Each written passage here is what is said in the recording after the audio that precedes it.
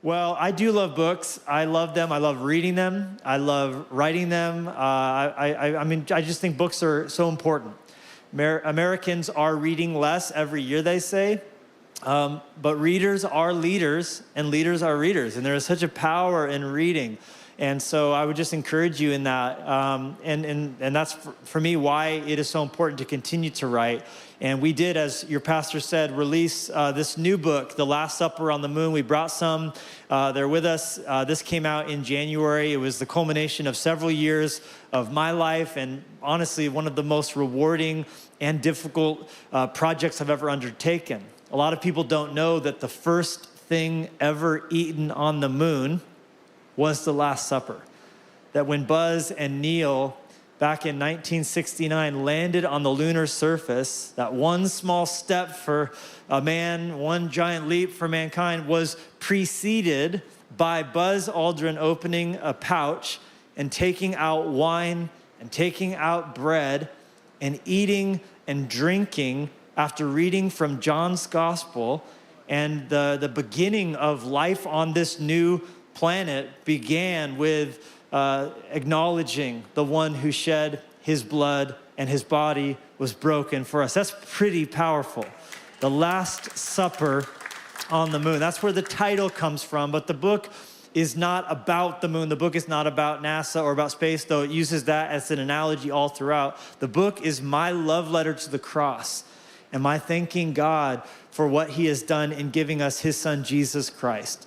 And I began writing the book after a year of putting it off because I knew how daunting the challenge was going to be, but I also knew it was something God was calling me to, and it was also something God was inviting me to participate in my own heart. There's a quote that was at the core of the writing process, and it's hopefully what I will encourage you in as you read the pages or listen to the Audible or go through the small group curriculum, any of those different ways that we've made this message accessible. And I'm going to share just a small portion of it today as I've been carrying this message as I've been traveling and preaching. And it's a quote from C.S. Lewis from the mouth of Aslan the Lion in my favorite of the C.S. Lewis Chronicles of Narnia, the final book, The Last Battle, which roughly lines up in the Bible to being his version of the book of Revelation. And Aslan says to the children at the end, after it's all done, after all the difficulty, after all the fighting, after all the battles, after all the sacrifice, he finally wants the kids to realize what he's done for them, and they're not at that place yet. So what he says to them haunts me. He says, "You are not yet so happy as I mean you to be. You are not yet so happy as I mean you to be." And I distinctly remember the night where Jesus said that to me. I felt like Jesus was saying to me, "Levi, you are not yet so happy as I mean you to be." I know in the church we tend to bash the idea of happiness as though it's something to be embarrassed of wanting to be, right? Oh no, we don't need to be happy. We just need to be joyful, right? This dumb dichotomy as though we have to pick one or the other. You know, the best translation of Psalm 1, the blessed man, right? The blessed man who walks not in the path of the ungodly or sits in the seat of the scornful. The blessed man or the blessed woman who is like a tree planted by the rivers of living water, who brings forth his or her fruit in season. That the best translation of the word blessed from the Hebrew would actually be, "Oh, how happy. Oh, how happy is the person who walks with Jesus." And I felt like God was saying to me, and perhaps Jesus is saying to you, you are not yet so happy as I mean you to be. In the book of 2 Peter, which you'll get to as the Take Heart series winds its merry little way, perhaps one day you'll make it to 2 Peter, Ben, and when you do, you'll find Peter says that God has given us everything necessary pertaining to life and godliness. That is to say, what Aslan was trying to impart to the children, what Jesus would say to us is, we already have everything we need to be exactly as happy as he means us to be. But oftentimes we fall short experientially of living out all of the blessing, all of the happiness, yes, all of the joy that is ours in Christ. We cannot ever have more. If we are Christians, we cannot ever have more than we have right now. For if we have Christ, if we've been given Christ, we have everything necessary pertaining to life and godliness. So what do we need to do? We need to take hold of. We need to experience all that we have to grab hold of what is perpetually out of reach. I know the moon means something different to all of us. Right? You probably have some connection to the moon. I don't know anybody. I've interviewed lots of people about this subject. I've never met anybody who doesn't feel like they have some connection to the moon. I love the moon because it's mysterious. Do you ever get surprised by the moon? You just look up and it's there, you're like, oh. It kind of is this reminder that we're not on a soundstage. I know that there's thoughts on the other side of that, but the moon to me is this reminder of something bigger. It's this invitation to dream. It's a passport to have an imagination. I love that the moon reminds us of seasons. I love the ebb and the flow, waxing and waning. I love it growing. I love the supermoon. I love the beauty of the moon for lots of different reasons. And I know you have your own personal connection to the moon, no doubt, and what it's meant to you along your journey. But I also want you to know that the moon and the cross can never be separated, for a lot of different reasons. But one reason is the fact that Jesus died on the cross with a full moon the night before, having lit up the sky. Passover is a lunar holiday. The Jewish people kept and keep to this day a calendar based on the movements of the moon. And the Passover feast is always set in connection to a moon being full. So that means as Jesus was sweating blood in the Garden of Gethsemane, it was under the light of a full moon up in the sky. And so to think about the pure poetry, the perfect poetry of 2,000 years later, someone sitting on the moon in a lunar lander, opening up a pouch, drinking wine and eating bread on the moon that lit up the sky. The same moon, by the way, I don't know if it's an epiphany to you, but it was to me to realize we don't get a new moon every 100 years or something. There's only ever been one moon. So the moon connects us to every person who has ever lived. The moon connects us to every single person on the earth. When my wife and I are separated like we are right now, she's preaching, by the way, today at Fresh Life Church, post-marathon, just getting up to preach. This woman's crazy, half marathon. I keep reminding her because she'll like randomly say marathon, I'm like, half marathon. Like the things husbands do. It's like, that's amazing. 13 miles is a long way, but it's not a marathon. I'm just But when we're apart, I love that if we look up, from Utah, you could have looked up and seen the moon. Your kids here in DC would be seeing the same moon. There's a way the moon connects us, but the connection to the cross and the invitation to wonder. But also, I love that the moon is so inaccessible. It's right there. You feel like you could grab it sometimes, but you can't. It's just out of reach. And at times, the happiness that we know is what God wants for us feels like that, just out of reach. Happiness is something other people experience, something that we never can get our hands on. Well, that's what kind of the book's about, the story of us finding in Jesus, finding in the cross what we need to bridge that chasm, to bridge that gap. And of course, with the time ticking down and the next service coming, I cannot pack 2 years and almost 500 pages into this moment today. So this is gonna be the Costco-sized sample, all right? And if you like what you hear here, then the chimichangas are on aisle 17, okay? But if you have a copy of the scriptures, join me in John chapter 2. John chapter 2 is where we're gonna be looking at today to guide our time, and I wanna give you a message that I'm calling Running Low on Purpose. Running low on purpose. There is a way in which we all feel a sense of panic when we think about running low on anything. There's a lot of things you don't want to run low on, right? Like running low on money. Nobody likes getting an email from their bank. Overdraft, right? That's a terrible feeling. Running low on gasoline, that stresses me out. But I don't know about you, but the distance till empty feature should never have been invented, right? It has made us all way too overconfident. Do you need to get gas? In a previous life, I would have gotten gas. But now I know I have 17 miles till empty. So I'm like, nope, I'm not gonna do it. Now it's like a video game. Like, how low can you go, right? Running out of chips, that's a terrible thing. How many of you have ever eaten salsa with crumbs? Because you pour the salsa first, and now you realize you don't have a lot of chips left. Is anybody else in here running low on milk, and now you're eating dry cereal? Who's been there? That's terrible. You're like, can I put water in that? Like, that's not gonna work, right? Running low is a terrible feeling. Running low on peanut butter, but you're just persistent, so you're scraping so all your knuckles get peanut butter on them. That's real, right?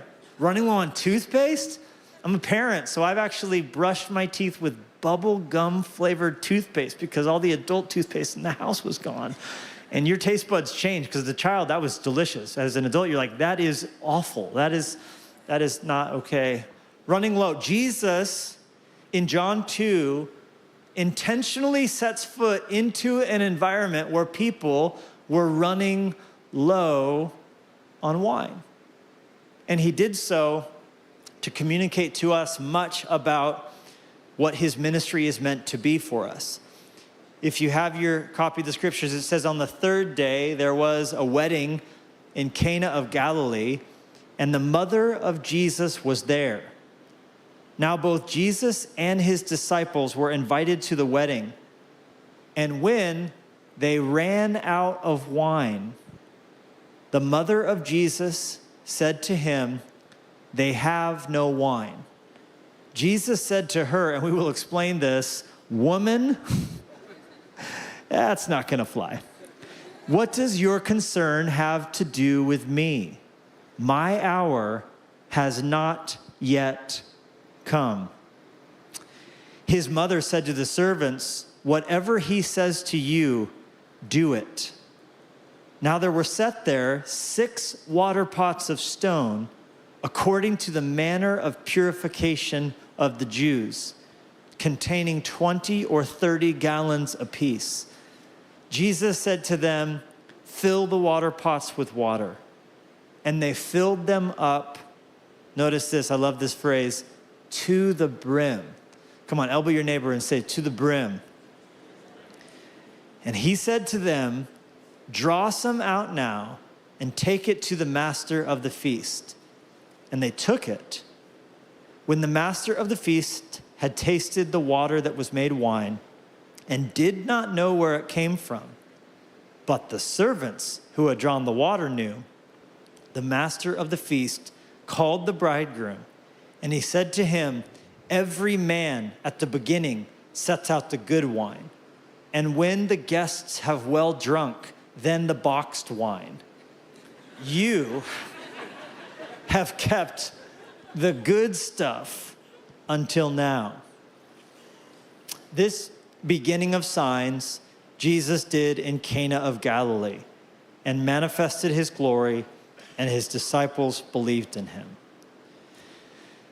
Pause right there. Your attention, please. Getting our bearings here, because we always should try to assess where we're at context-wise, lest we just parachute in and snatch a verse out, and that's my promise for the day, without understanding the natural habitat that it exists in the midst of. Jesus is at the very beginning of his ministry. This is the outset of everything. And so you have to understand the anticipation and the expectation and the preparation as God had literally promised for his son to come all the way back in the Garden of Eden. No sooner had man and woman sinned and brought death into this world, which was never God's plan, which was not what God wanted. The suffering was the result of sin. So we have to remember that. When we choose to sin, we choose to suffer. So a lot of us ask the question, why would God allow the suffering? He didn't want that to happen. That's why he warned us in the very beginning. So we brought suffering to the party. We brought death to the party. But the moment it happened, what did he say? He said, "I shall send forth the seed of woman." So the virgin birth is literally prophesied in Genesis chapter 3. And he will crush the head of the serpent. He will crush the head of the one who will bruise his heel.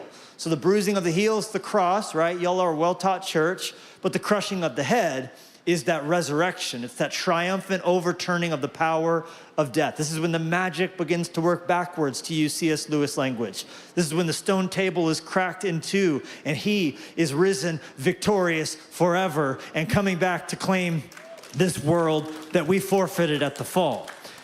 Hello, good day. So that promise was Genesis chapter 3, and we are thousands of years later, the entire Old Testament. We are types and hints.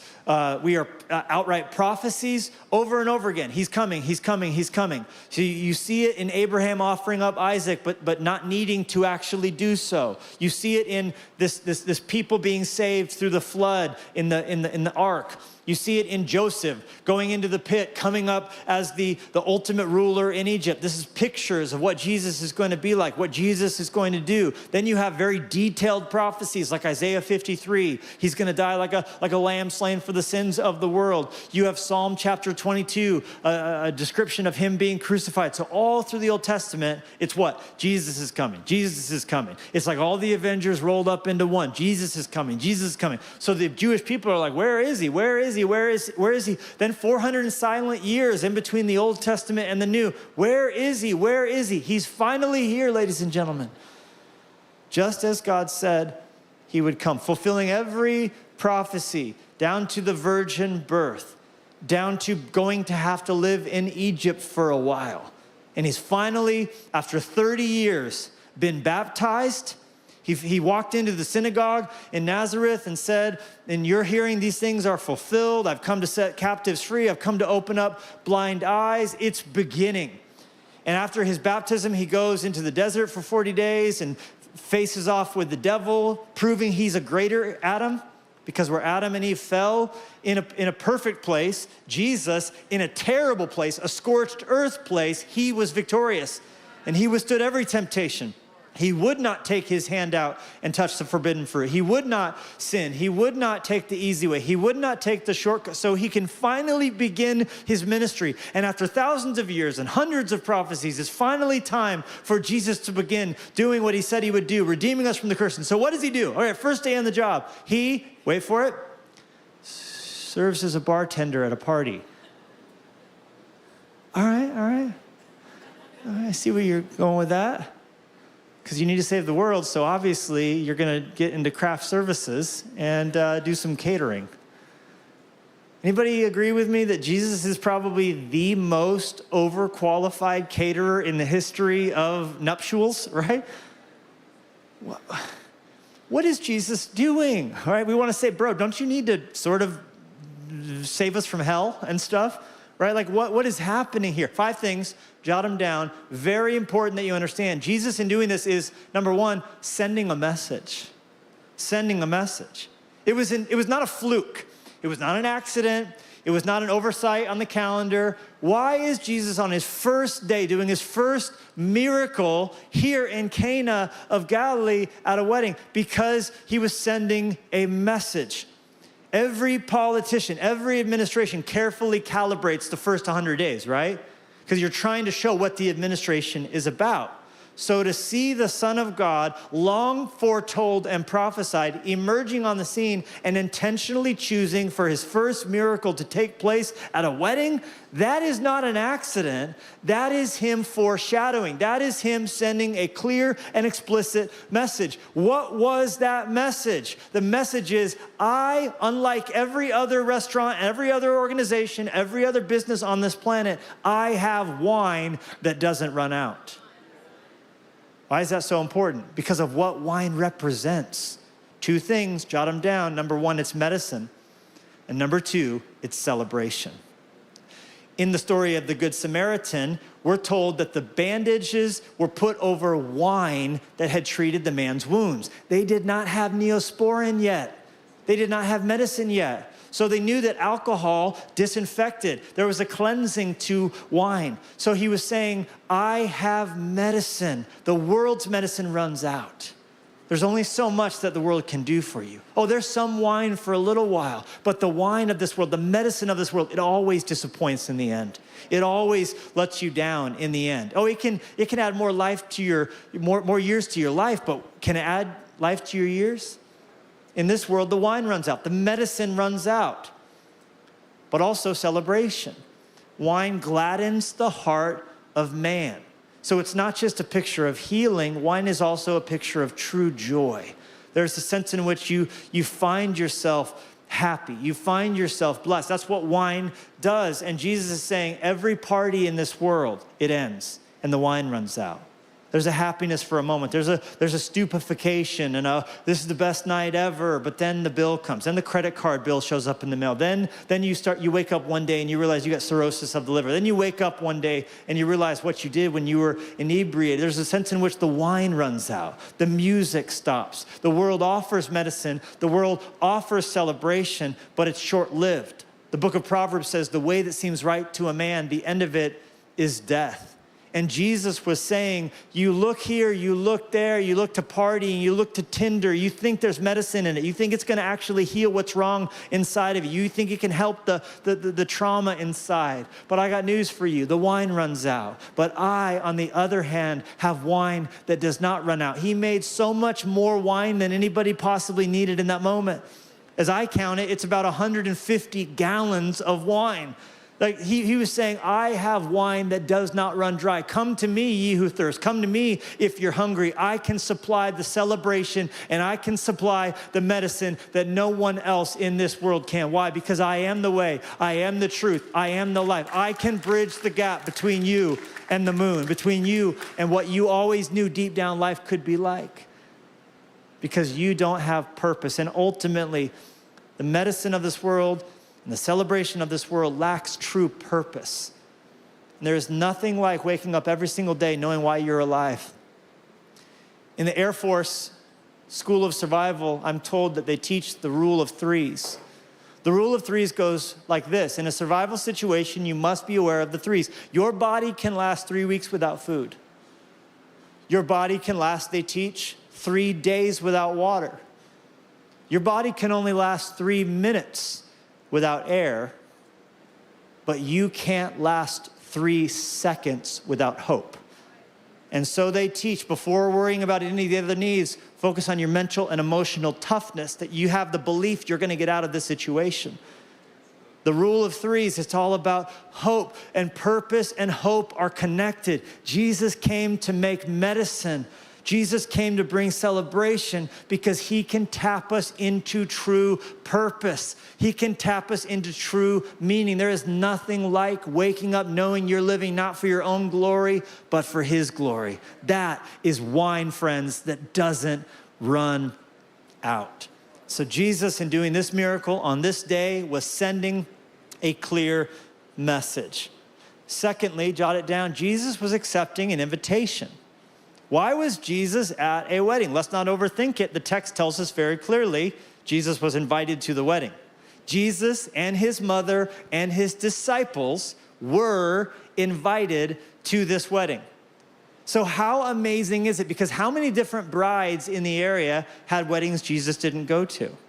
How many people in the area do not have the story of, I had a wedding and you know who was there? Son of God. That's amazing, right? That's even more impressive than Gwyneth Paltrow being at the wedding, which everybody was very excited about, right? That if you haven't seen We Crashed yet. All right, so Jesus showed up at this wedding. Why did they get that story? Because when they were writing the guest list down, they wrote Jesus of Nazareth on it. Allow me to make just the most painfully obvious connection here between your story and this story. Why does Jesus work in some people's lives in a powerful way and other people he does not? Could it be as simple as he was invited and welcomed into their situation in a way different to how he's been invited and welcomed into your situation? Jesus comes where he's welcomed. Jesus goes where he's wanted. The Bible says, draw near to me and I will draw near to you. But Jesus also said, you have not because you ask not. How dope is it that Jesus showed them, like, you came. He's like, yeah, you invited me. And guess what? Tomorrow morning in your day at work, your Monday at work, he is willing to come in if you welcome him into it. He is willing to come in if you welcome him into it.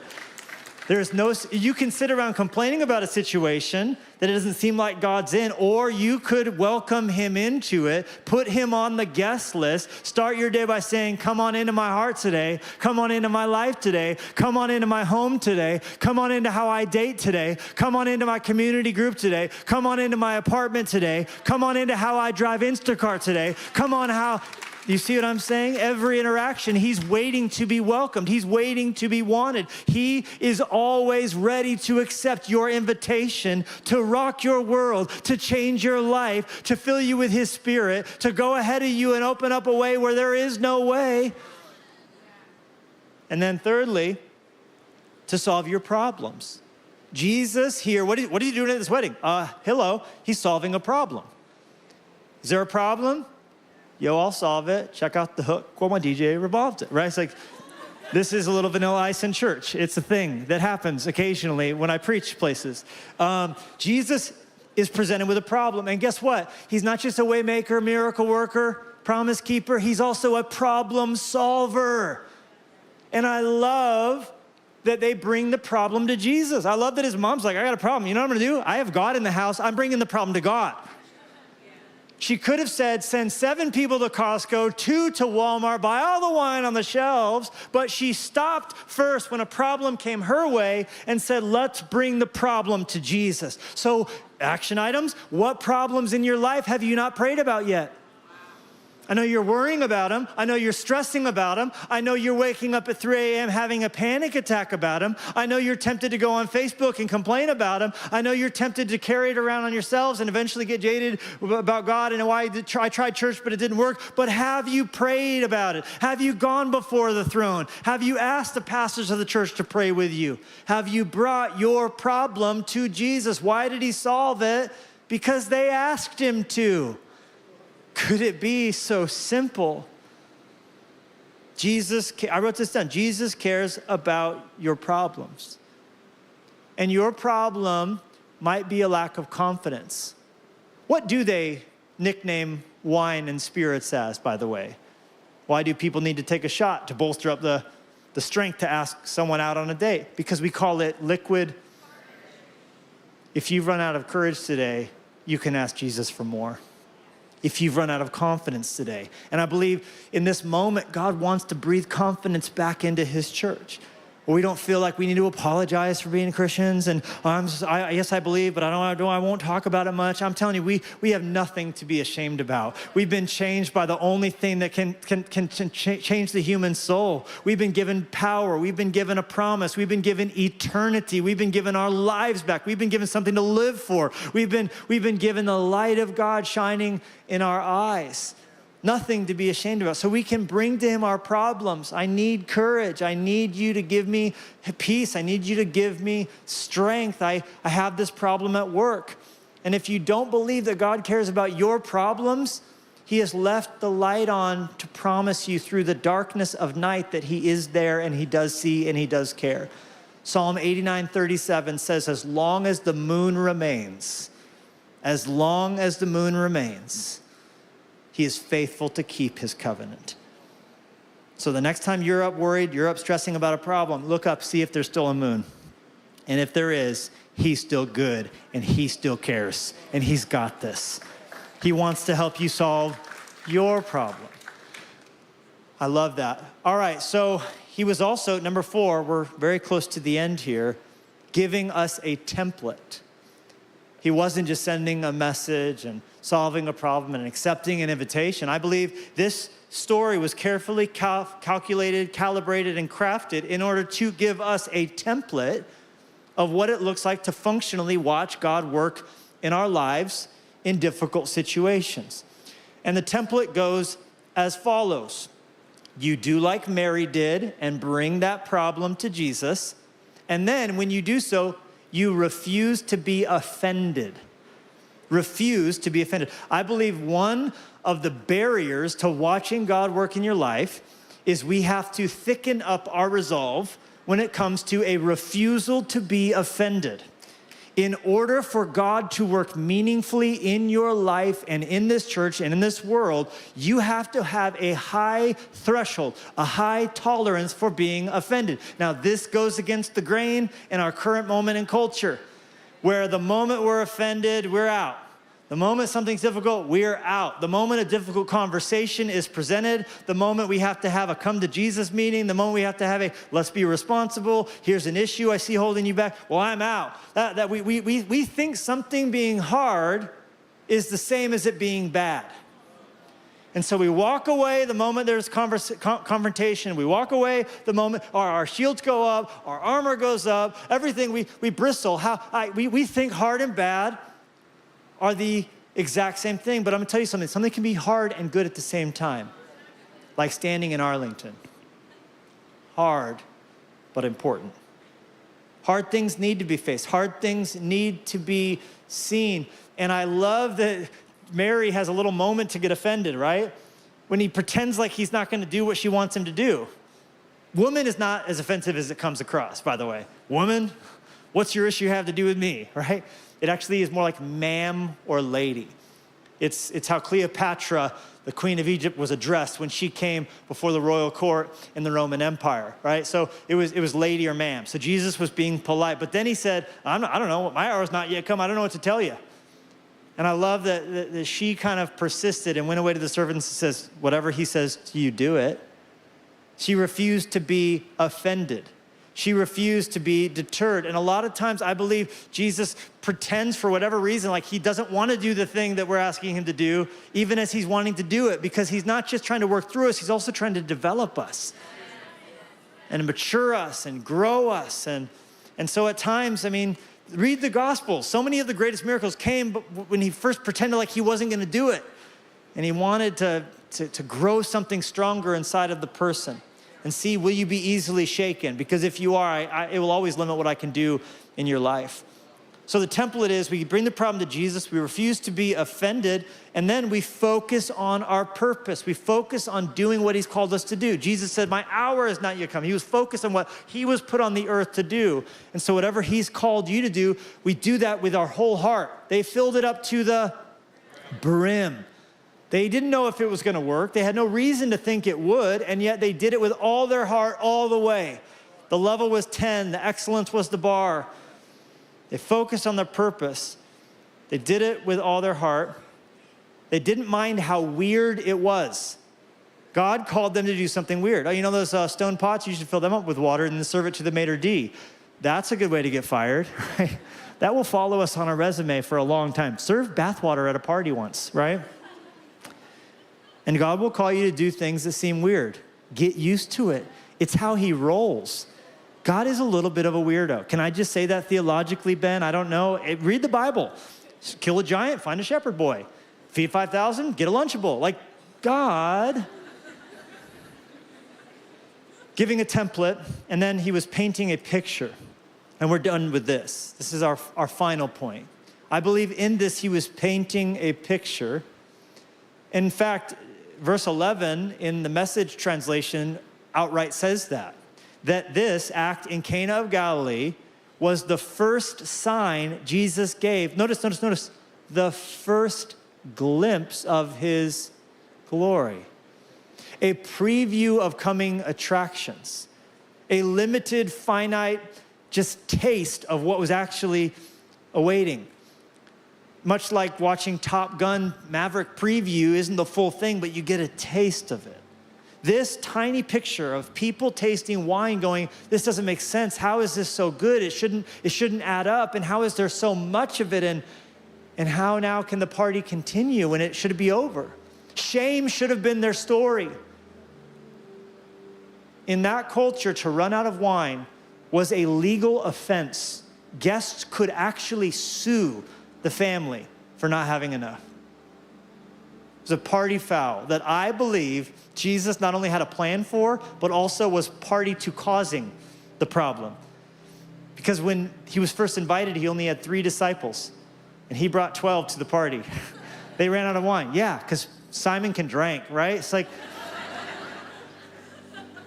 and at times in our lives, God will cause problems we can't solve so that we look to him and trust in him and not in our own resources. And what he brought about that day was a taste of the coming kingdom. You realize the Bible opens and closes with weddings, right? First action after man and woman were created, the world was brought, was a wedding God performed. Revelation 19, the final little bit of this story called us on this planet, is the wedding supper of the Lamb. And in between, what was lost and what was reclaimed is the story. What was lost was medicine. What was lost was access to God's throne. What was lost was true life, which is the presence of God. And what was reopened up to us, Revelation 19, it will be once again, we'll be with God, we'll be like God. We sang in a moment ago, no more tears, no more sorrow, no more pain. And in between those two feasts is Jesus kneeling down in the Garden of Gethsemane under the light of a full moon, knowing what was in the cup, the wrath of God poured out against all unrighteousness, hell to pay. And him contemplating a cup of wine in his hands and saying, Father, not my will, but yours be done. He took the cup of shame. He took the cup of sorrow so we could have a seat at the table, the feast of the King. And so that we could live every day of our lives in the highways, in the byways, in the alleys, in every borough, in every corner, in every crevice, inviting people into the feast, inviting anybody who will to taste and to drink and to eat and to know that there is medicine, that there is celebration to be found in the presence of our good King. And the power that we have to live that out is greater even than the power that lifted the Apollo 11 spacecraft to the moon, which if you look at the screen, this is a Saturn V launch vehicle. The mightiest rocket that has ever been launched. 7.5 million pounds of thrust, 180 million horsepower. This generated enough electricity to run New York City for an hour and 15 minutes. The equivalent of 85 Hoover dams stacked one upon the other. And that is nothing compared to the power that lives in you. Romans 8:11, the same Spirit that raised Jesus Christ from the dead. If you want to find alcohol in a grocery store, it's going to be labeled spirits. But we've been given a far more powerful Spirit to give us access to all the happiness, all the blessing, all the purpose, all the mission that God has for us. And I love that our Savior intentionally went to a place where they were running low, and he did so on purpose to tap us into the purpose that we've been craving all of our lives, and we didn't even know it.